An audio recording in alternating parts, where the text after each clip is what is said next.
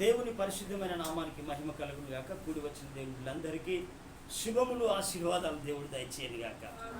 హల్లెలూయా. ఈ కాలాన్ని కనుక మనం చూస్తే ఈ కాలంలో ఒక డిఫరెంట్ ఉంటాడు.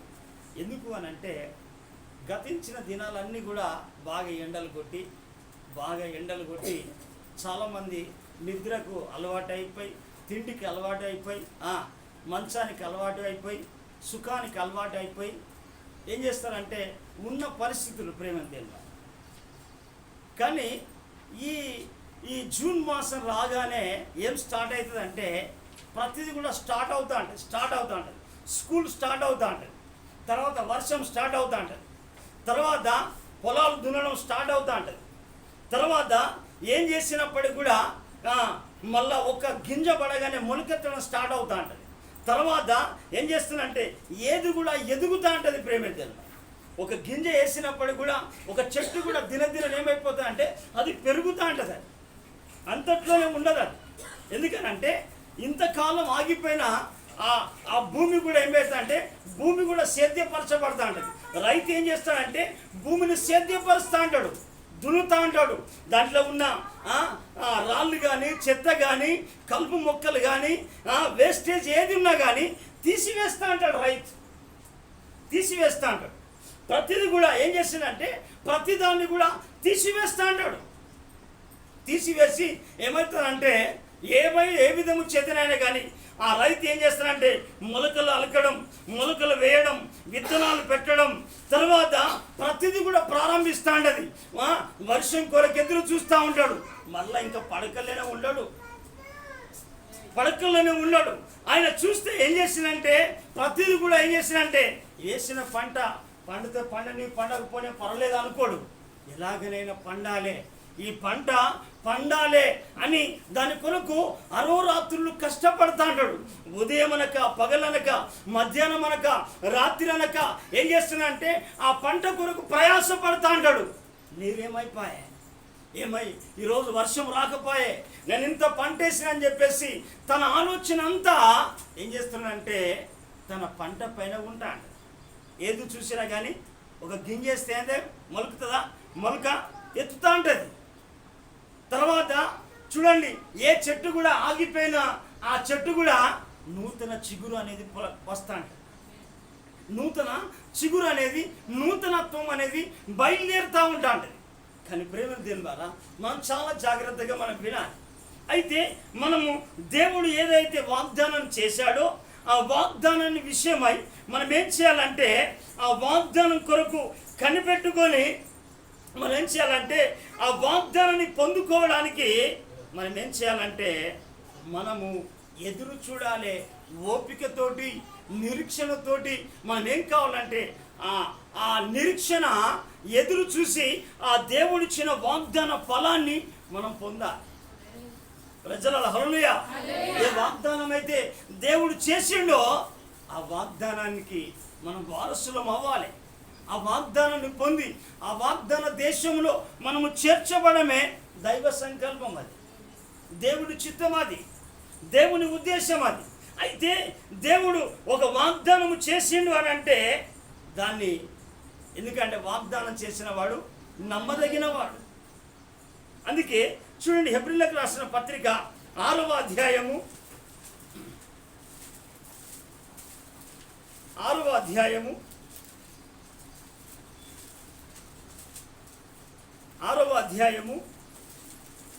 15వ వచనాన్ని మనం చదువుదామా?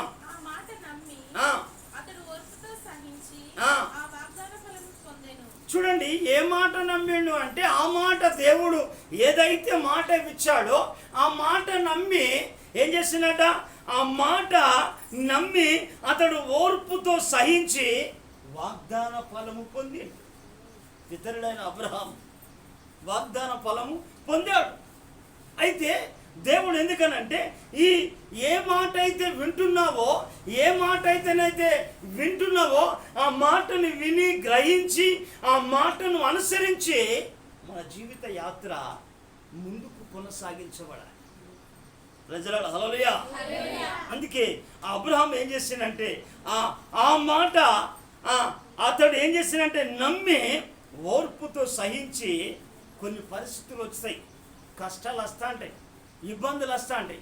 కానీ దాన్ని మనము కొన్నిసార్లు సహించుకోవాలి, కొన్నిసార్లు ఓర్చుకోవాలి, కొన్నిసార్లు ఎదిరించాలి ప్రార్థన ద్వారా. అందుకే ప్రియమైన దేవుని ద్వారా ఇతడు అంటే ఆ మాట అనగా దేవుని యొక్క మాట జీవం కలిగినది, యథార్థమైనది, అది సత్యమైనది, అది మర్చిపోనిది. ఎందుకనంటే ఆ మాట దేవుని మాట ఏంటిదంటే యెహోవానైన నేను మార్పు లేనివాడను అని దేవుడు చెప్పిన మాట. ఆయన మార్పు లేనివాడు గనక అందుకే ప్రేమ దేవుని ద్వారా ఇక్కడ అబ్రహాము ఏం చేశాడంటే ఆ మాట నమ్మాడు, మాట నమ్మి వెళ్ళాడు. అందుకే ఆ 10 మంది కుష్ఠరోగులు కూడా మాట నమ్మి వెళ్ళారు.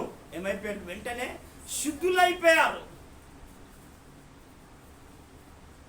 సిరియా రాజైన ఆయన ఏం చేశానంటే ఆ రాజు కూడా ఏం చేశానంటే నమ్మి శుద్ధుడైపోయాడు. గుడ్డి వాళ్ళు కూడా ఏం చేశారు? నమ్మి చూపు పొందారు. అందుకే ప్రేమ దేవుని ద్వారా అబ్రహాము కూడా నమ్మి అతడు ఓర్పుతో సహించి వాగ్దాన ఫలము పొందాను. అయితే మనము నీ జీవితము కూడా, నీ కుటుంబ జీవితం కూడా, నీ ఆధ్యాత్మికమైన జీవితం కూడా ఫలభరితంగా ఉండాలి అనేది దేవుని యొక్క ఆలోచన. దేవుడు నిన్ను పిలిచేది ఎందుకు అనంటే దేవుడితో నడవడానికి. ఎందుకనంటే నువ్వు ఆయన నీతో సావాసం చేసడానికే మానవుని తయారు చేశాడు. అయితే చూడండి, అందుకే చాలామంది జీవితంలో ఏం చేస్తారంటే మాట నమ్ముతారు, ఓర్పు ఉండదు, మాట నమ్ముతారు, సహింపు ఉండదు, మాట నమ్ముతారు, నిరీక్షణ ఉండదు, మాట నమ్ముతారు, ఎదురు చూడలేదు, వేయగానే. ఎందుకనంటే ఈనాటి క్రైస్తవ సమాజానికి ఏం కావాలంటే వెంటనే మాకు రిప్లై కావాలి. ఎందుకనంటే రైతు చూస్తూ ఉంటాడు, ఏం చేస్తాడంటే ఆ రైతు ఆ పంట పండేంత వరకు కూడా దాని కొరకు ఎదురు చూస్తూ ఉంటాడు, కనిపెడతా ఉంటాడు. దీనికి ఏమైనా ప్రాబ్లం అయిందా అని చెప్పేసి దానికి కావాల్సింది సమకూరుస్తూ ఉంటాడు. అయితే మన జీవితంలో కూడా మనం ఫలించకుండా ఇలాగులే ఉండిపోతున్నాం, ఆశీర్వదించబడకుండా, అభిషేకించబడకుండా ఇలాగనే ఉండిపోతున్నాం. అంటే మనం ఇంకా ఫలించలేదంటే మనం మిస్గైడ్, మనం ఆలోచన చేయాలి. మన ఎందుకు సక్సెస్ అవుతట్లేదు అని మనం చూడాలి. అయితే ఇంతకాలం కనుక రైతు కూడా ఒక సోమరిగానే ఉండవచ్చు, అయితే రైతు కూడా అలాగనే ఉండవచ్చు. కానీ మనం ఒక మాట, మన సత్యాన్ని గమనిద్దాం. చూడండి, దేవుని యొక్క వాక్యము సెలవిస్తూ ఉన్నది. మనం బైబిల్ గ్రంథంలో కనుక చూస్తే రోమీయులకు రాసిన పత్రిక 12వ అధ్యాయంలో కనుక చూస్తే అక్కడ అంటాడు, ఏం చేస్తుందంటే ఆసక్తి విషయములో మాంద్యులు కాక. హల్లెలూయా. ఏంటిదంట? ఆసక్తి విషయంలో మాంద్యులు కాక. 12వ అధ్యాయం 11వ వచనంలో ఆసక్తి విషయంలో మాంద్యులు కాక ఆత్మయందు తీవ్రత గలవారై ప్రభువుని సేవించండి. అక్కడ దేవుని యొక్క మాట మాంద్యులు అనంటే ఏమైపోయింది?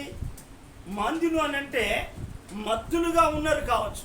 ఎందుకు అనంటే బాగా తిని మాంద్యులుగా అంటే మత్తులుగా ఉండవచ్చు, నిరాశలో ఉండవచ్చు, నిర్జీవంలో ఉండవచ్చు, చల్లారిపోయిన స్థితిలో ఉండవచ్చు, వేసారిన స్థితిలో ఉండవచ్చు, ఏమి చేయని స్థితిలో ఉండవచ్చు.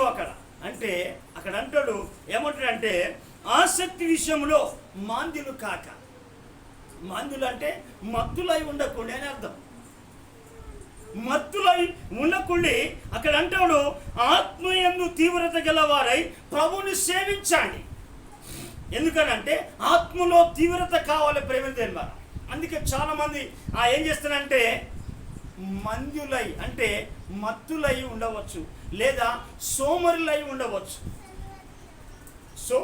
సోమరులై ఉండవచ్చు ప్రేమ దేవుని. అందుకే అనేకుల జీవితాన్ని కనుక మనం కనుక చూస్తే ప్రేమ దేవుని ద్వారా సోమరి అనేది పదాన్ని మనం చాలా చూస్తూ ఉంటాం. అందుకే ఇక్కడ ఏమంటే ఆసక్తి విషయంలో మాంద్యులు కాక, అంటే సోమరులు కాక. దేంట్లో సోమరితనం ఉన్నారు. అందుకంటే చాలామంది ఏం చేస్తారంటే బైబిల్ ఇర్మియా ప్రవక్త రాస్తా అంటాడు, వాళ్ళట నిద్ర వినోదం అయిపోయిందట. ఎందుకనంటే వాళ్ళు ఎంతవరకు చాలా తిని నిద్రలో మత్తులు కావచ్చు. అందుకే పౌలు అంటాడు, మద్యముతో మత్తులై ఉండకుడి, దాని దుర్వ్యాపారము కలదు అంటాడు. అంటే మత్తు అనేది ఏం చేస్తుందంటే అనేకుల్ని కూడా సాతాను ఏం చేస్తుందంటే మాంద్యులుగా, మత్తులుగా, సోమరులుగా తయారు చేస్తాం. అయితే ఈ మత్తులు ఎవరంటే కొంతమంది త్రాగుబోతులు, కొంతమంది తిండిబోతులు, కొంతమంది తిరుగుబోతులు. తిరిగి ఏం చేస్తారమ్మా, అలసిపోయి పడుకుంటారు. అయితే ఇక్కడ అంటాడు ఆసక్తి విషయంలో మాంద్యులు కాక. ఎందుకు అని అంటే మనం చూడవచ్చు చాలా చాలా విషయాలు. అందుకే ఓ సోమరి ఏంటిదట, ఓ సోమరి ఎక్కడికడ చీమల యొద్దకు వెళ్ళి వాటి ఆ చీమల యొద్దకు వెళ్ళి వాటి నడతను తెలుసుకొని జ్ఞానము తెచ్చుకోమంట అంటాడు. సొలొమోను జ్ఞానం చేస్తారంటే సామెతల గ్రంథం 6వ అధ్యాయం 6వ వచనంలో నుంచి 10వ వచనం వరకు మనం చదువుదాం. అక్కడ మనం కొన్ని విషయాలు మనం చదువుదామా. సోమరి చీమల యొద్దకు వెళ్ళుము, వాటి యొక్క నడతలను కనిపెట్టుము, జ్ఞానము తెచ్చుకు. ఎందుకనంటే అవి ఆ చీమలు ఎందుకనంటే చదువులన్నట్టు అంత వర్క్ చదవాలా. వాటికి న్యాయాధిపతి లేకున్నను, పై విచారణకర్త లేకున్నను, అధిపతి లేకున్నను, అవి వేసవి కాలమందు ఏంటిదట, వేసవి కాలమందు ఆహారము సిద్ధపరచుకొను, కోతకాలమందు చూడండి, కోతకాలమందు ధ్యానము కూర్చుకొను. సోమరి నువ్వు ఎందాక పడుకుందువు, ఎప్పుడు నిద్ర లేచేదవు, ఇంకా కొంచెము నిద్రించేదనని, కొంచెము కునికెదనని, కొంచెము సేపు చేతులు ముడుచుకుందనని, పరుండదనని నువ్వు అనుచుద్దు. అందుచేత దోపిడిగాడు వచ్చినట్టు దరిద్రము నీ యొద్దకు వచ్చును, ఆయుధదారుడు వచ్చినట్లు లేమి నీ యొద్దకు వచ్చును. చూడండి, మనం ఈ మాటలను గనక గమనిస్తే సోమరి ఎందుకు అనంటే ఈ ఈ ఈ చీమలకు ప్రేమైన దేవుని ద్వారా చీమలకు న్యాయకుడు లేడు, పై విచారణకర్త లేదు, ఏంది ఏ చీమలారా అని లేకున్నప్పుడు కూడా, అధిపతి లేకున్నప్పుడు కూడా అవి వేసవికాలంలో ఏం చేస్తాయట, ఆహారము సిద్ధపరచుకుంటాయి. ఎందుకంటే చీమల వయస్సు మనం గమనిస్తే ప్రేమ దేవుని ద్వారా చీమలు 42 దినాల కంటే ఎక్కువ బ్రతకవు. చాలా ఇంపార్టెంట్ మాట. చీమలు 40-42 రోజుల కంటే ఎక్కువ బ్రతకదు చీమ. కానీ చీమ ఏం చేస్తుందంటే చీమ 3 కాలాల గురించి ఆలోచన చేస్తాడు. 3 కాలాల గురించి, వేసవి కాలంలో ఎలా బ్రతకాలి, ఎండాకాలంలో ఎలా బ్రతకాలి, తర్వాత వానకాలంలో ఎలా బ్రతకాలి, చలికాలంలో ఎలా బ్రతకాలి అని 3 కాలాల గురించి ఆలోచన చేస్తాడు. కానీ ఆధ్యాత్మిక జీవితంలో ఎదగడానికి, నువ్వు ఆశీర్వాదకరంగా ఉండడానికి, దేవుల్లో బలంగా ఉండడానికి, దేవుల్లో శక్తిమంతుడుగా ఉండడానికి, దేవుని చేత ఆశీర్వదించబడడానికి నువ్వెంతకాలం ఆలోచన చేస్తున్నావు? 42 దినాలు బ్రతికే చీమే 3 కాలాల గురించి ఆలోచన చేస్తా ఉంటుంది. తర్వాత అది ఒక చిన్న బియ్యం గింజ కంటే తక్కువ వెయిట్ అయినప్పుడు కూడా తనకంటే 6 రెట్లు బరువును ఎక్కువగా మోయగలిగింది చీమ.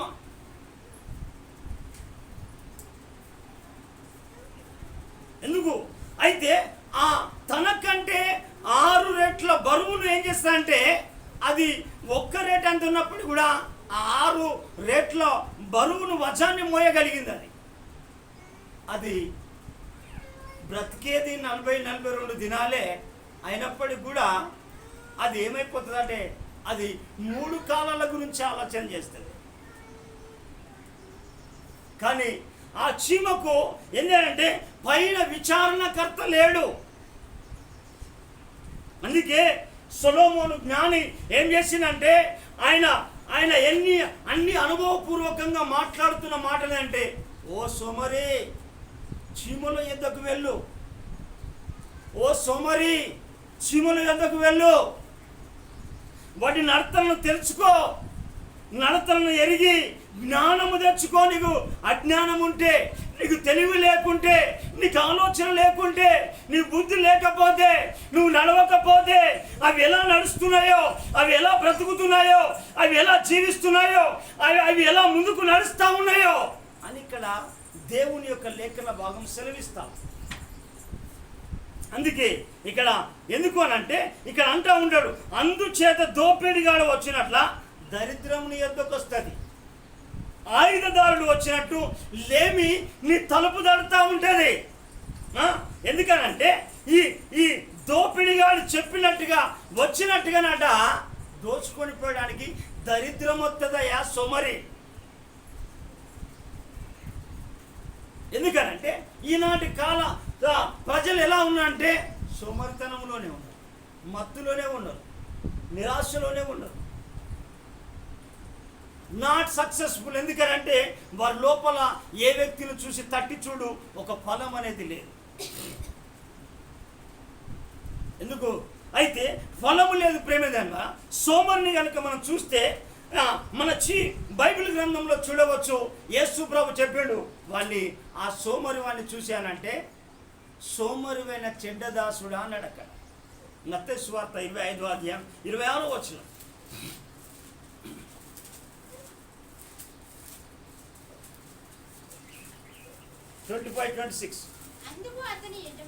అందుకు అతని యజమానుడు వారిని చూచి సోమరివైన చెడ్డదాసుడా, చూడండి నేను విత్తని చోట అంటే దేవుడు ఏంది విత్తని చోట కోసేవాడు.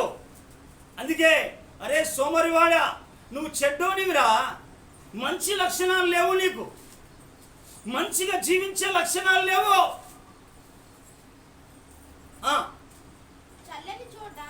చల్లని చోట పంట కూర్చుకునేవాడను అంటే చూడండి ప్రేమేంద్రులు మారా, ఈ సోమరి యొక్క పని ఎలాగున్నదో మనం చూడవచ్చు. ఎందుకు అనంటే బైబిల్ చెప్తా ఉన్న సత్యము మనం గమనిస్తే ప్రేమేంద్రులు మారా, చురుకుగా ఉండడం మాట గొప్ప భాగ్యం అట. ఎలాట చురుకుగా ఉండడము ఏంటిదట, దేవుని యొక్క లేఖన భాగము సెలవిస్తా ఉన్నది. చురుకుగా ఉండుట గొప్ప భాగ్యం అట. సోమరాట ఏం చేసినట, వేటాడిన పట్టుకున్నాడట. చూడండి బైబిల్లో 12వ అధ్యాయం 27వ వచనం, సోమరి వేటాడినను పట్టుకొనడు, చురుకుగా ఉండుట గొప్ప భాగ్యం. నువ్వు ఎందుకనంటే చిన్న నిర్లక్ష్యమే పెద్ద ప్రమాదం.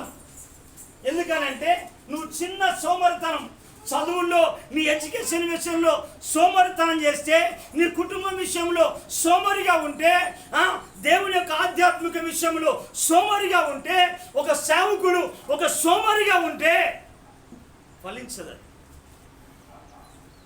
చురుకుగా ఉండుట గొప్ప భాగ్యం.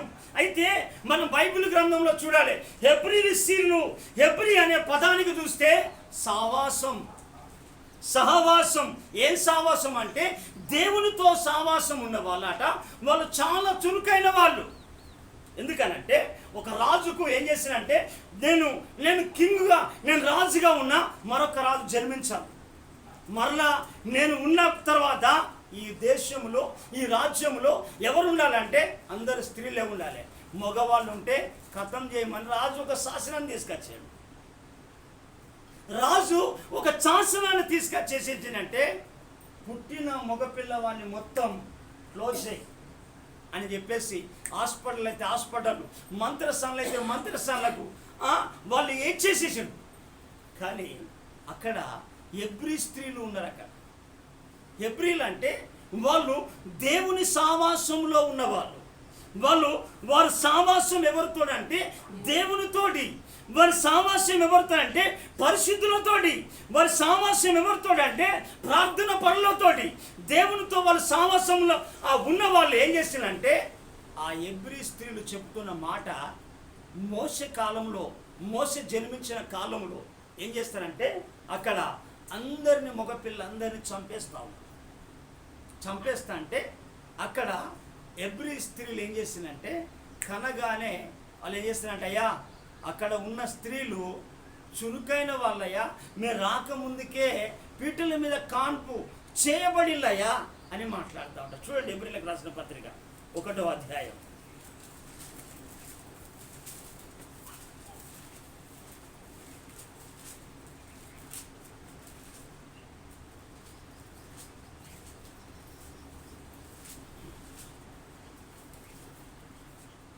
ఒకటో అధ్యాయము 16వ వచనం. 1:16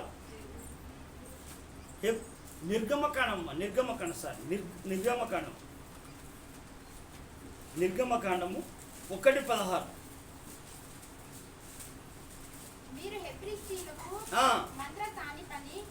మీరు హెబ్రీ స్త్రీలకు మంత్రసాని పని చేయించు వారిని కాన్పు పీటల మీద చూచినప్పుడు మగవాడైన ఎడల వారిని చంపుడి.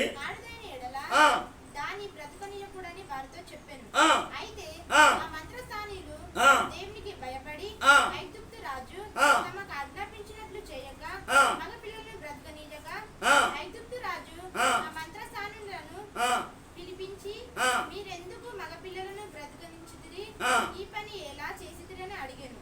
అందుకు మంత్రసానులు హెబ్రీ స్త్రీలు ఐగుప్తు స్త్రీల వంటి వారు కారు. చూడండి, నీవు లోకంలో ఉన్న స్త్రీలకు ఒక డిఫరెన్స్, ఒక ప్రత్యేకత కలిగి ఉండాలి. వాళ్ళ లెక్కన సోమరి, నువ్వు సోమరి. అయితే అక్కడ ఏమంటారంటే ఆ మంత్రసానులు పిలిచినప్పుడు మీరెందుకు మగపిల్లలను బ్రతికించారంటే ఈ పని వారు చేసిందని అడిగినప్పుడు అందుకు ఆ మంత్రసానులు హెబ్రీ స్త్రీలు ఐగుప్తుల స్త్రీల వంటి వారు కారు, వారు చురుకైన వారు. చురుకుగా ఉండుట గొప్ప భాగ్యమును. ఎందుకనంటే నీ కుటుంబంలో చురుకు లేకపోతే సోమరితనమే వెంటాడుతూ ఉంటుంది. ఎందుకంటే చురుకుగా ఉండుట గొప్ప భాగ్యం. అందుకే వారు చురుకైన వారు కనుక మంత్రసాని వారు ఎదకు వెళ్ళక మునిపే వారు ప్రసవించి ఉందిరని పర్వరాజుతో చెప్పింది. అయితే ఆ కాలంలో ఎవరు ఎందుకంటే మోషే జన్మిస్తే మోషే ఒక్క మోషే కాపాడబడితే ఇశ్రాయేల్ జనాన్ని ఐగుప్తు బానిసత్వం నుంచి విడిపించి పాలు తేనెలు ప్రవశించే ఆ కానాను దేశానికి నడిపించడానికి ఒక నాయకుడైన మోషే. హల్లెలూయా. కంటే నీవు నేను ఒక సోమరిగానో నిద్రమత్తులో మనం ఉంటే ప్రమాదం మన ఇంటికే, వేరేంటికి కాదు.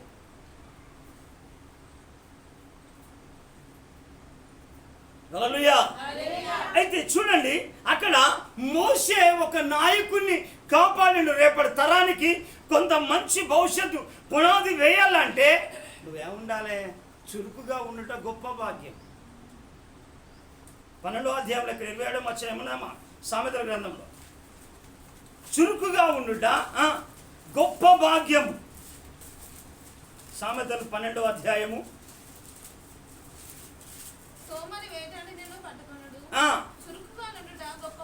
చూడండి, ఎందుకనంటే చురుకుగా ఉండుట గొప్ప భాగ్యము. నువ్వేం కావాలంటే దేవుల్లో చురుకుగా ఉండాలి, పనుల్లో చురుకుగా ఉండాలి. తర్వాత ఆధ్యాత్మికమైన విషయంలో నువ్వు చాలా చురుకుగా ఉన్నప్పుడే నీ ఆత్మీయాత్రలు ముందుకు సాగుతాయి.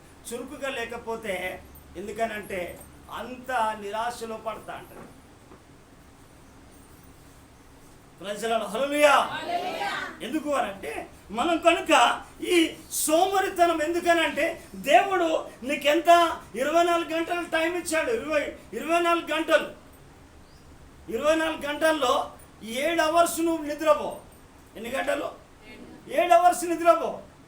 7 ఎందుకనంటే 7 కంటే ఎక్కువ నిద్రపోకూడదు. 8 గంటలు నువ్వేం చేయాలి? 7 గంటలు నువ్వు నిద్రపోతేనే ఆరోగ్యంగా ఉంటావు. చాలామందికి నిద్ర రాదు, నిద్ర రాదు. ఎందుకనంటే వాళ్ళకున్న దేవునితో సరైన సంబంధము లేదు. రాత్రి అంతా పీడ కలలు, దయ్యము కలలు, రాత్రి పూట ఏవో వస్తా ఉంటాయి, రకరకాలుగా వస్తా ఉంటాయి ఆలోచన. ఎందుకనంటే వాళ్ళు కడగబడలే. అయితే ఇక్కడ మనం కనుక చూస్తే 7 గంటలు నువ్వు పడుకుంటే మంచి ఆరోగ్యంగా ఉంటాంటావు.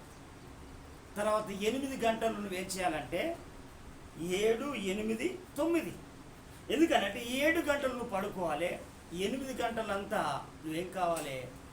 నువ్వు నీ రిలేషన్షిప్ను పెంచాలి. ఎందుకంటే నీ స్నేహితులతో మాట్లాడాలి, ఎవరిని కోల్పోకూడదు, నీ బంధువులతో మాట్లాడాలి, నీ సంఘ సావాసులతో మాట్లాడాలి, తర్వాత నీ తల్లిదండ్రులతో మాట్లాడాలి. అంతే కమ్యూనికేషన్ నువ్వు పెంచుకోవాలి. తర్వాత ఎప్పుడు చూసినా ఏమైనా ఎవరైనా కొంతమంది చూస్తే ఏమైనా తిండి మీదనే ఆసక్తి ఉంటుంది, బట్టలపైన ఆసక్తి ఉంటా ఉంటుంది, ప్రయాణాలపైన ఆసక్తి ఉంటా ఉంటుంది, నిద్రపైన ఆసక్తి ఉంటా ఉంటుంది. తర్వాత ఈ లోకమైన వాటిపైన ఆసక్తి పెరుగుతూ ఉంటుంది. అయితే కమ్యూనికేషన్ అయిపోట్ల లేకపోవడం బట్టి కొంతమందిని మనకు దూరం అయిపోతూ ఉంటారు. మనం 7 గంటలు పడుకోవాలి, 8 గంటలు మనకున్న స్నేహితులు కావచ్చు, మనకున్న బంధువులు కావచ్చు, దైవజనులు కావచ్చు, ఎవరితోనైనా వారితో పలకరించాలి. తర్వాత 9 గంటలు నువ్వు దేవునితో గడుపు, ప్రార్థనలో గడుపు. ఆధ్యాత్మికమైన ఒక ఫలభరితమైన ఆశీర్వాదమైన ఒక కుటుంబంగా నీ కుటుంబం ఉంటుంది. ఎందుకనంటే నువ్వెందుకనంటే కొన్ని గంటలు నువ్వు దేవునితో గడపనప్పుడు నువ్వు ఎలాగా సోమరిగానే మిగులుతాడు. రైతు ఎప్పటికి కష్టపడతా అంటాడు, రైతు ఎప్పటికి కూడా కష్టపడతా అంటాడు. అందుకే మనం కనుక చూస్తే ప్రేమ ద్వారా మనం బైబిల్ గ్రంథంలో కనుక చూస్తే, ఎందుకనంటే సోమరిట చూడండి, ప్రేమ ద్వారా చూడండి, మనం బైబిల్ గ్రంథంలో కనుక చూస్తే ఈ సోమరి గురించి కొన్ని మాటలు మనం విందాం. చూడండి, సామెతల గ్రంథం 10వ అధ్యాయము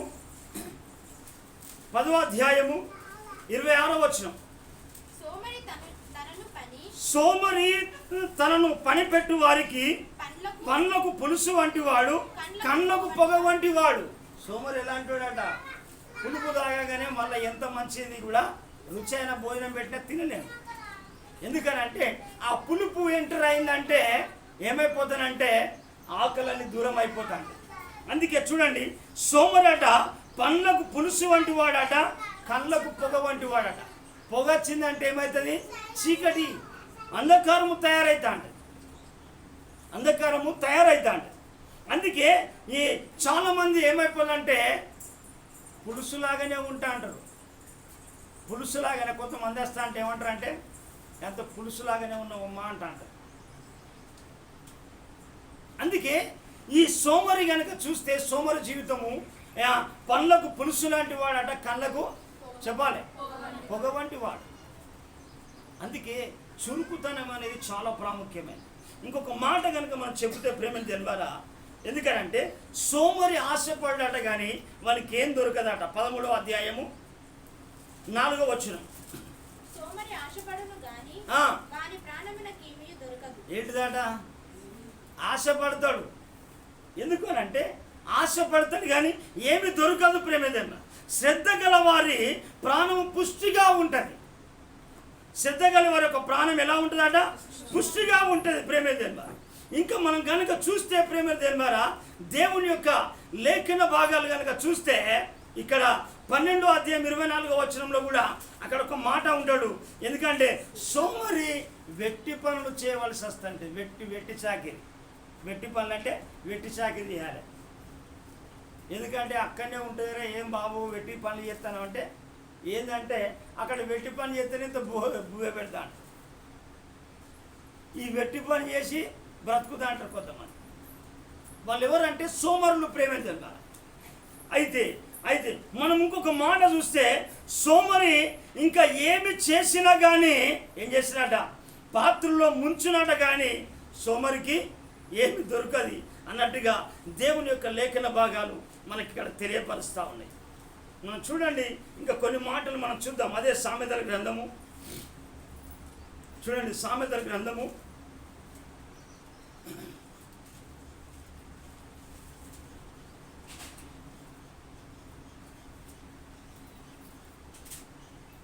19వ అధ్యాయము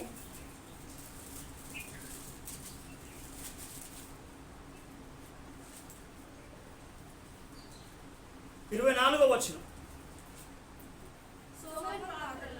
సోమరి పాత్రలో చెయ్యి ముంచిన గాని తన నోటికి దాన్ని తిరిగి ఎత్తనైనా ఎత్తడట, ముంచుతాడట, కానీ అందది. ఎందుకనంటే అందుకే సోమరి వెంటాడిన దొరకదట.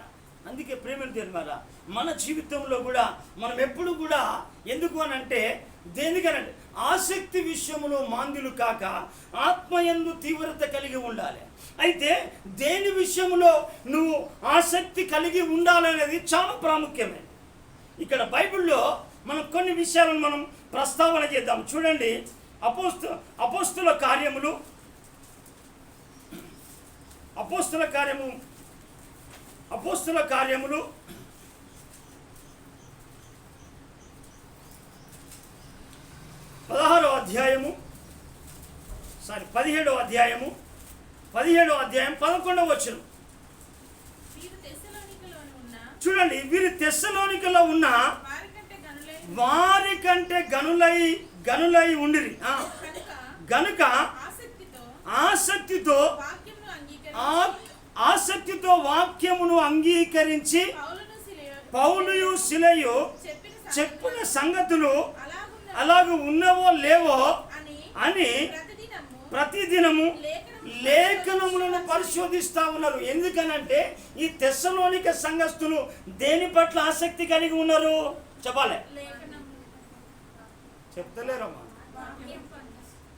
వాళ్ళు దేవుని యొక్క వాక్యం పట్ల వారు ఆసక్తి కలిగి ఉన్నారు. ఎందుకనంటే ఎవ్రీ స్త్రీలు సహవాసంలో ఉండి వాళ్ళు ఏం చేసినంటే, అయ్యా వాళ్ళు ఎవరంటే వాళ్ళు ఏం చేసినంటే వాళ్ళు చాలా చురుకైన వాళ్ళు. అందుకే దేవునిలో నువ్వు చురుకుగా ఉండాలి, పనిలో చురుకుగా ఉండాలి, ప్రార్థనలో చురుకుగా ఉండాలి, దేవునితో నడిచే విషయంలో చురుకుగా ఉండాలి. అయితే ఇక్కడ కనుక చూస్తే ఏమంటుందంటే ప్రేమ ద్వారా ఇక్కడ వాళ్ళు తెస్సలోనిక ఉన్న సంఘస్థులాట ఎలా ఉన్నారట, దేవుని వాక్యం విషయంలో ఆసక్తి కలిగి ఉన్నారు. అందుకే చాలా మంది జీవితంలో మనం కనుక చూస్తే ఈ లోకమైన కార్యాల విషయంలో, ఎందుకనంటే మనం ఇశ్రాయేలు ప్రజలను కనుక చూస్తే మోసే నాయకత్వంలో నడిపిస్తున్నప్పుడు నడుస్తూ వచ్చిన తర్వాత వాళ్ళకు కొంత దూరం వచ్చిన తర్వాత వాళ్ళకి ఏమైపోయిందంటే వాళ్ళకు ఐగుప్తులో ఉన్న కీరకాయలు జ్ఞాపకం వచ్చింది, మాంసం జ్ఞాపకం వచ్చింది. వాళ్ళకు అక్కడ ఉన్న ప్రతిదీ జ్ఞాపకం వచ్చేసరికి దేవుడు ఏం చేసినంటే వాళ్ళు ఏం చేసినంటే మన్నాను రెట్టెలు గల పిట్టెలను ఏం చేసినంటే దేవుడు కురిపిస్తే ఎక్కడ దాకా తిన్నారమ్మా, నోట్లకెళ్ళి పండ్లకెళ్ళి వాడే దేవుని కోపం వారిపైకి దిగచ్చేంత వరకు వాళ్ళు తిన్నారు. కారణం ఏంటంటే తిండిపోతుతనం అనేది చాలా ప్రాముఖ్యం. తిండిపోతుతనం అది. ఎందుకనంటే మనము దేవుని విషయం వాక్యం విషయంలో ఆసక్తి కలిగి ఉండాలి. ఎందుకనంటే మనం బ్రతకడానికి కొంచెం తింటే చాలు, కానీ మన బ్రతకంతా తినడానికి బ్రతకకూడదు. ఏమైనా తిండి ఉంటా అంటారు. అందుకే తిండిపోతులు కూడా దరిద్రులు చింపిరి గుడ్డలకు కారకులు అవుతారని దేవుని యొక్క లేఖనం సెలవిస్తాం. అయితే రెండవ మాట, దేవుని యొక్క వాక్యం విషయంలో వాళ్ళు ఎలా ఉన్నారు, ఆసక్తి కలిగి ఉన్నారు. ఇంకొక మాట మనం చూద్దాం ప్రేమ ద్వారా. మనం కనుక చూస్తే రోమిలకు రాసిన తర్వాత కొరింథీయులకు రాసిన పత్రిక, మొదటి కొరింథీయులకు రాసిన పత్రిక 12వ అధ్యాయము 12వ అధ్యాయము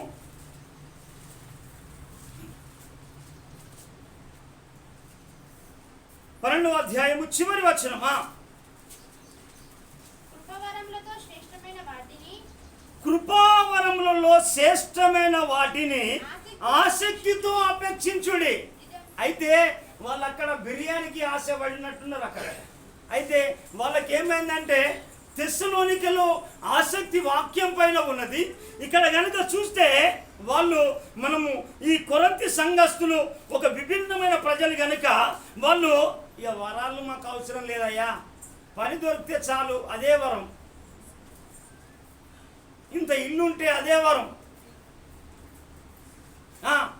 తర్వాత మాకు ఎందుకనంటే వాళ్ళు ఏ వరం లేదు. అందుకే అక్కడ ప్రజలను ఖండించి గద్దించి ఏం చేసిందంటే పౌలు భక్తుడు అంటాడు, కృపావరములలో శ్రేష్టమైన వాటిని ఆసక్తితో అపేక్షించండి కొరింథీ సంఘస్థులారా అంటా ఉన్నాడు. అంటే నీవు కూడా ఏం కావాలంటే కృపావరములలో శ్రేష్టమైన వాటిని ఏం చేయాలంటే ఆసక్తితో నువ్వు అపేక్షించాలి. ఎంతకాలం ఈ లోకమైన వాటితో తిరుగుతావు? ఏ వరం కలిగి ఉన్నావు? వివేచన వరం ఉన్నదా? కుటుంబాన్ని వివేచించడానికి జ్ఞానవరం ఉన్నదా? ఏ వరం ఉన్నది? ఆత్మవరములు కలిగినవా? అన్య భాషలు మాట్లాడుతానవా? ప్రవచన వరం ఉన్నదా? ఏ వరం ఉన్నది? ఎందుకు అనంటే మనము ఈ లోకములో మునిగి తేలుతున్న వాడు ఎందుకనంటే పాపంలోనే పడి ఉండాలి, తిండికి బానిసాయి అని ఉండాలి, బట్టకైనా బానిసాయి ఉండాలి, రొట్టెకైనా బానిసాయి ఉండాలి. అందుకే అక్కడ అంటాడు పాపము చేసిన వాళ్ళు అక్కడ పడి ఉన్నారంటాడు. అక్కడ కీర్తనకారుడు 36వ కీర్తనలో చివరి వచనం అంటాడు పాపము ఎందుకనంటే వాళ్ళు పాపము చేసిన వాళ్ళు ఎందుకనంటే లోకములో ఉన్నంత పాపమే. చదవాలి బిడ్డ.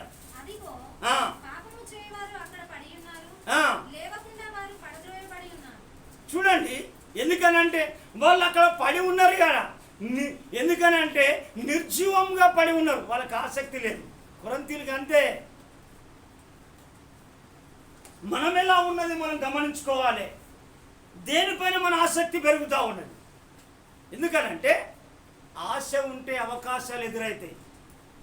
దేని పట్ల? దేవుని పైన నీకు ఆశ ఉంటే అవకాశాలు ఎదురైతా ఉంటాయి. జక్కయ్య ఆశపడ్డాడు ఏమని? దేవుణ్ణి చూడాలని. అవకాశం మేడి చెట్టు పైన దొరికిందని. నువ్వు దేవుని పైన ఆసక్తి కలిగి ఉంటే దేవుడు నువ్వు కోరుకో ముందుకే వరాన్ని ఇస్తాడు. దావీదు ఇక్కడ ఏం చేస్తాడంటే కీర్తనకారుడైన దావీదు అక్కడ ఒక మాట అంటాడు, నేను దేవుని కొరకు దేవుని సన్నిధిలో నేను ఒక వరం అడుగుతుని దాన్ని వెతుకుతాను అంటాడు. కీర్తనల గ్రంథం 27వ అధ్యాయం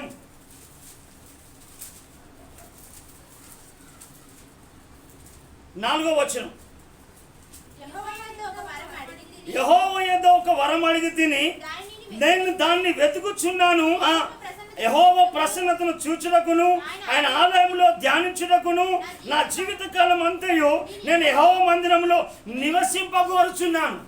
వీళ్ళేంది అక్కడనే పడి ఉన్నారు, నిర్జీవములో ఉన్నారా, నిరాశలో ఉన్నారా? వీళ్ళకి ఎలాంటి ఆసక్తి లేదు, లోకమే ఆశ, ఇక అంతే. ఇక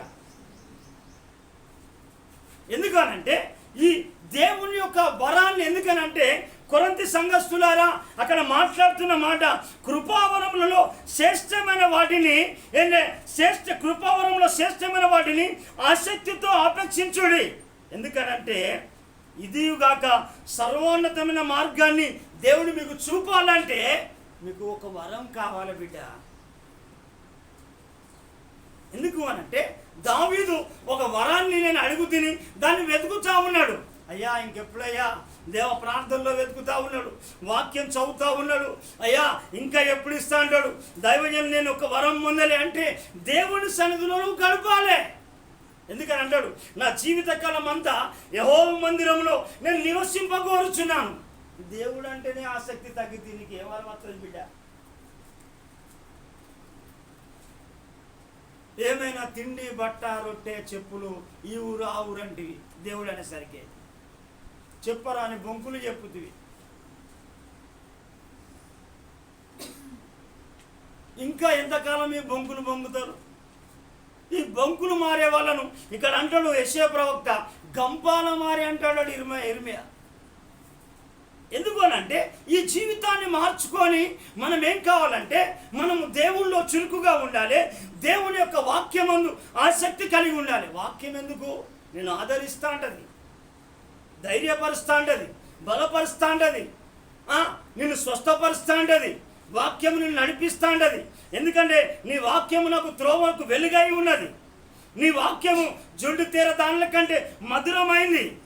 వరములు ఎందుకు అనంటే ఆ వరములు కలిగితేనే సర్వోన్నతమైన మార్గమునికి చూపబడతాను. ప్రైజ్ ది లార్డ్, హల్లెలూయా. మరొక మాట మనం చూసుకొని, ఎందుకనంటే మనం చూడవచ్చు ఇక్కడ ప్రేమ దేవుని ద్వారా ఇంకా ఇక్కడ పౌలు ఇక్కడ ఇంకొక మాట అంటాడు, అదే వరం గురించి. చూడండి 14వ అధ్యాయం 1వ వచనం.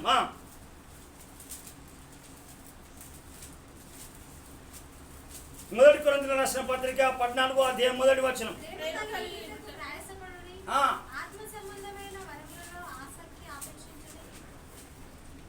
చూడండి, ప్రేమ కలిగి ఉండటకు ప్రయాసపడి.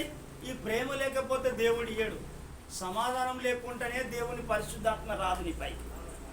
భార్య భర్తలు ఇద్దరు సమాధానం లేకుంటే పరిశుద్ధాత్మ రాదు. సావాసములో, సంఘ సావాసములో ఉన్నాము, ఒకరికొకరు మాట్లాడకుండా ఆమె కనపడగానే ఆమె ద్వేషం పొంగుతా ఉంటుంది. ఈమెకు ద్వేషం పెరిగితే ఆమెకు కోపం పెరుగుతూ ఉంటుంది,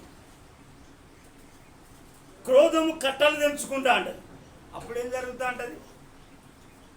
రాదు. అందుకే అంటాడు ప్రేమ కలిగి ఉండండి. మన సావాసములు ఉన్నాం కదా, దేవుని పిల్లలం కదా, దేవుని మనసు కలిగి ఉన్నాం కదా, దేవుడు ప్రేమమయుడు కదా, ప్రేమ స్వరూపి కదా. అందుకే నీ లోపల ఆ కోపాన్ని, ఆ ద్వేషాన్ని, ఆ పగనైతే ఎప్పుడు చంపుతావో ప్రేమ మొలక వెత్తాడు. హల్లెలూయా. అందుకే అంటాడు, అక్కడే అంటాడంటే ఆత్మ సంబంధమైన ఆ వరములను ఆసక్తితో అపేక్షించండి.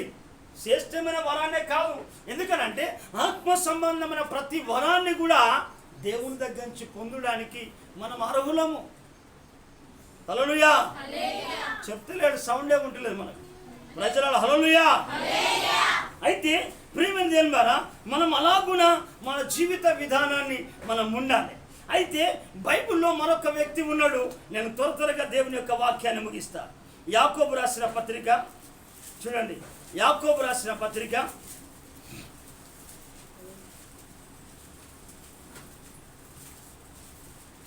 5వ అధ్యాయము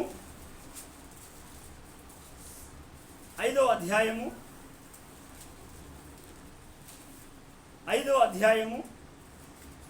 17వ వచనం. చూడండి, ఏలియా మన వంటి స్వభావము గల మనుషుడే, వర్షింపకుండానట్లు అతడు ఆసక్తితో ప్రార్థన చేయగా 3.5 సంవత్సరముల వరకు భూమి వర్షింపలేదు. హల్లెలూయా. ఎందుకనంటే మన వంటి వాడే ఏలియా, ఆకాశం నుంచి రాలేదు. చాలా అనుకుంటాడు, ఎందుకనంటే అయ్యగారు ప్రార్థన వింటాడు కానీ మా ప్రార్థన అనుకుని మంచిగా రాదన్న పని రాజా పని, రాదన్న పని. ఎందుకనంటే ప్రార్థనలో నువ్వు ఆసక్తి పెరగాలి. ప్రార్థనలో నువ్వు ఎంత ప్రార్థన నువ్వు చేస్తా అంటావో. ఎందుకనంటే అతడు ఆసక్తితో ప్రార్థన చేస్తే వర్షము, ఎందుకంటే ఒక రాజు కన్నులు తెరవడానికి ఏలియా ప్రార్థన చేసిండు ఆసక్తితోటి. సవాల్ చేస్తా ఉన్నాడు, ఏ పనోడా వెళ్ళు చూడుపోరా, ఏమైనా మేఘం వస్తుందా చూడంటే ఇంకా రాలేదే. మళ్ళా వెళ్ళి ప్రార్థన చేస్తూ ఉన్నాడు. ఏలియా ప్రార్థన చేస్తూ ఉంటాడు, చూడుపోరా బాబు అంటే, అయ్యా కొంచెం అరచేతంతా వస్తూ ఉన్నది, అరచేతంతా బాగా మేఘం వస్తూ ఉన్నది. ఎందుకనంటే ఫస్ట్ వర్షం బందేయడానికి చేసిండు, మళ్ళా వర్షం కురిపించడానికి ప్రార్థన చేసిండు. అంటే ఆశీర్వదించబడాలన్న నీ చేతిలో ఉన్నది, ఆశీర్వాదం ముయ్యాలన్న నీ చేతిలో. నువ్వు ప్రార్థన చేస్తేనే ఆశీర్వాదం నీకు వస్తుంది. ఇక్కడ చూడండి మాట చదువు.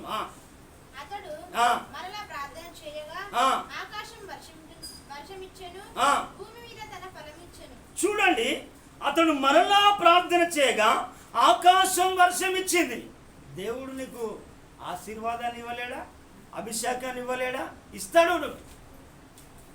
నీకేం కావాలంటే దేవుని పైన నువ్వు ప్రార్థనలో నువ్వు ఆసక్తి పెంచాలి. ప్రార్థనలో నువ్వు ఆసక్తి పెంచాలి.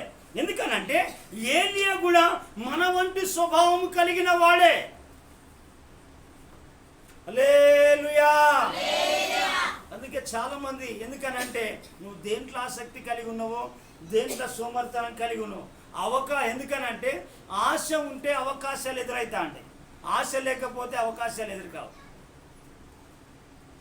హల్లెలూయా.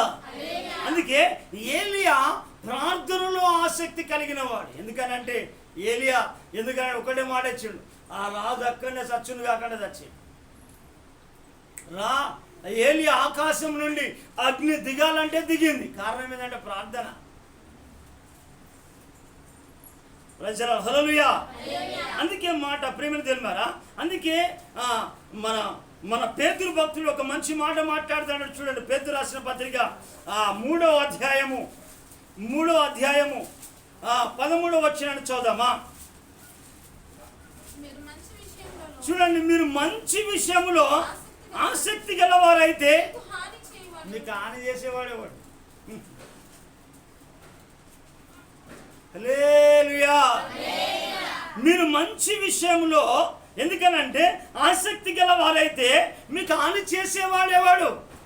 దేవునితో నడిచినప్పుడు కూడా దేవుడిని నెట్టి ఎన్నడు కూడా విడిచిపెట్టాడు, ఏ పరిస్థితుల్లో విడిచిపెట్టాడు. నీ ప్రార్థనే నీకు తోడై ఉంటుంది. నువ్వు ఒక వరం పొందిందంటే దేవుడు మళ్ళీ తిరిగి తీసుకోడు అసలే.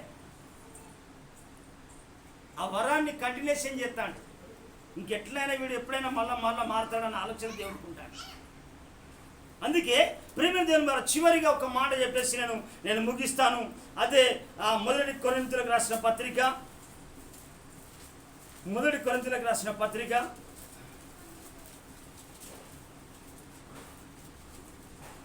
15వ అధ్యాయము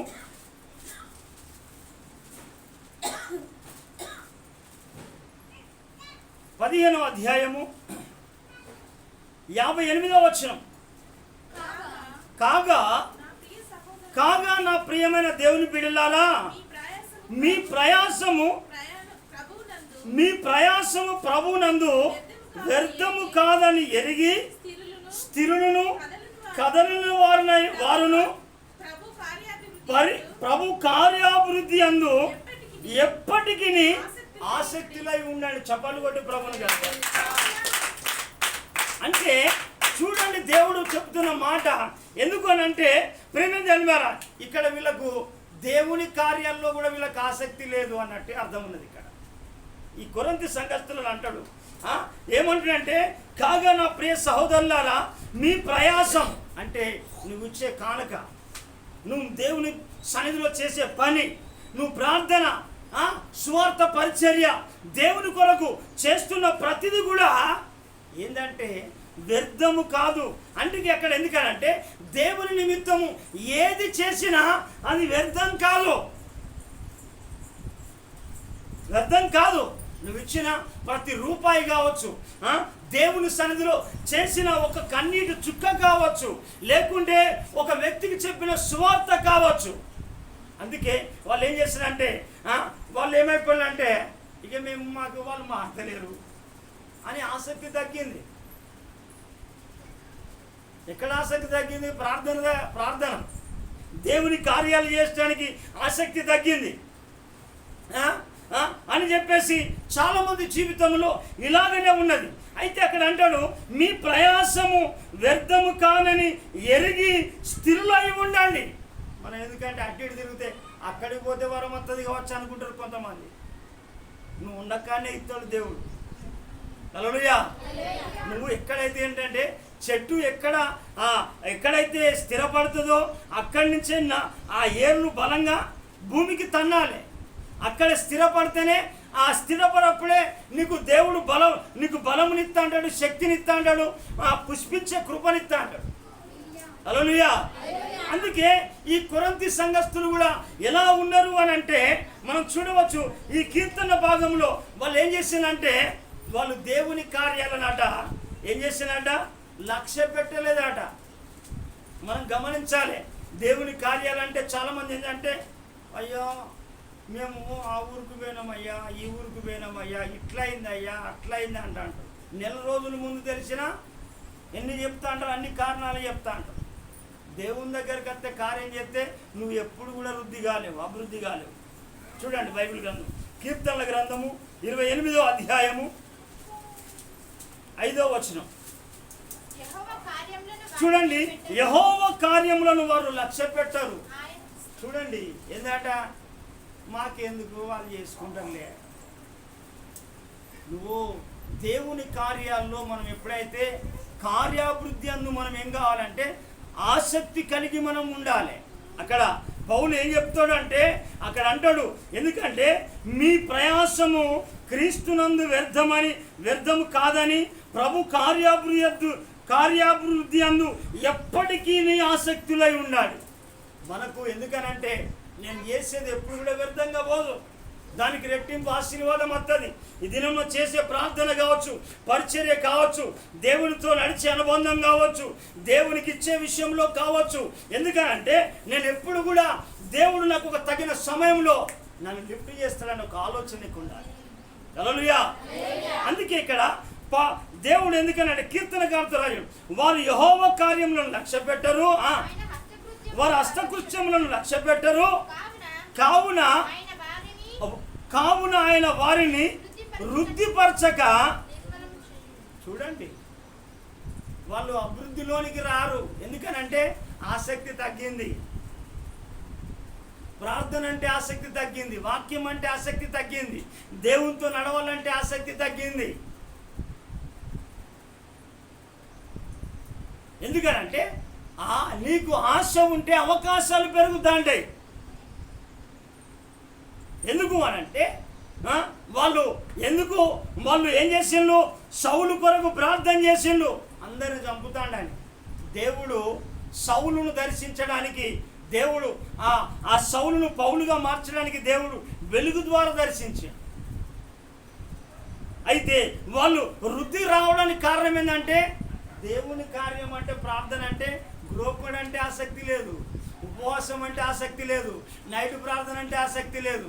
ఇదంటే ఆసక్తి, నిద్ర అంటే ఆసక్తి. మంచిగా ఎంతసేపు అయినా పడుకోవచ్చు, దరిద్రం వచ్చినా పర్వాలేదు, లేమి వచ్చినా పర్వాలేదు. అందుకే వాళ్ళు వృద్ధికి రాకనట దేవుడు అట వాళ్ళు ఏం చేసిండు, వాళ్ళని నిర్మూలపరిచినట్టుగా ఉన్నాడు. అందుకే ప్రేమ దేవుని ద్వారా మనం ఇక్కడ చూడండి, మనము 1 కొరింథీయులకు రాసిన పత్రిక 15వ అధ్యాయము ఆ మాట 58వ వచనం చూస్తే, కాగా నా ప్రియ సహోదరులారా మీ ప్రయాసం ప్రభునందు వ్యర్థము కాదని. నేను చేసేది ఎప్పుడు వ్యర్థం కాదు. నేను నడిచే నడక, నువ్వు నడుస్తున్నావు అంటే నీ వెంట నీ కుటుంబాన్ని నడిపించడానికి ప్రభు ప్లాన్ తప్ప వేరే లేదు. హల్లెలూయా. ఎందుకు అనంటే చూడండి, ఎందుకు అనంటే దేవుని యొక్క ప్రణాళిక నీ పట్ల చాలా పెద్దది. దేవుని యొక్క ఉద్దేశములు, దేవుని యొక్క సంకల్పములు ఏం చేస్తాయంటే అవి తరతరములు ఉండేటి. అవి ఎందుకు అనంటే మనం బైబిల్గా చూస్తే అక్కడ అంటాడు, మీరు వ్యర్థము కానని ఎరిగి స్థిరులను కదలని వారై ప్రభు కార్యాభివృద్ధి అందు ఏం కావాలంటే ఎప్పటికీ అప్పుడప్పుడా ఎప్పటికీ దేవుని కార్యం ఉంటే దాంట్లో నా సొమ్ము ఉండాలి, నా బలం ఉండాలి, నా కష్టం ఉండాలి, తర్వాత నా పని పాత్ర నేను ఉండాలి, నేను దేవుని చేత ఆశీర్వదించబడాలి. ఈ కార్యములో నేను నా కుటుంబం ఎక్కువగా మేము పాలు పంపులు పొందాలి. దేవుని కార్యాన్ని నేను నిర్లక్ష్యం చేయాలని ఉండాలి. ప్రజల హల్లెలూయా. అందుకే ఇక్కడ ఒక మాట అంటాడు పౌలు, రోమా సంఘానికి చెప్తా ఉంటాడు, బాబు అరే బిడ్డ మీకు సాక్ష్యం లేదురా. ఎందుకు అనంటే వాక్యం పైన ఆసక్తి లేదు, దేవునితో నడవడానికి సాక్ష్యం లేదు, ప్రార్థన చేసడానికి సాక్ష్యం లేదు, ప్రభు కార్యాల్లో మీరు పాలు పొందేటట్టుగా మీకు సాక్ష్యం లేదు. వత్తవు లేకుండా లేదు. గుంపులో పోయిందని నలుగురు ఉన్నారాయన అంటాం. అని చెప్పేసి ఇక్కడ ఒక మాట చెప్తా ఉంటాడు. చూడండి ప్రేమదేంగాల, రోమిలకు రాసిన పత్రిక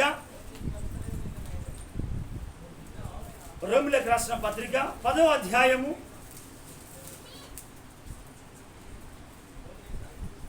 2వ వచనం చూడండి. వారు దేవుని యందు ఆసక్తి గలవారని వారిని గురించి సాక్ష్యం ఇచ్చుచున్నాను. చాలు. Praise Lord. హల్లెలూయా, హల్లెలూయా.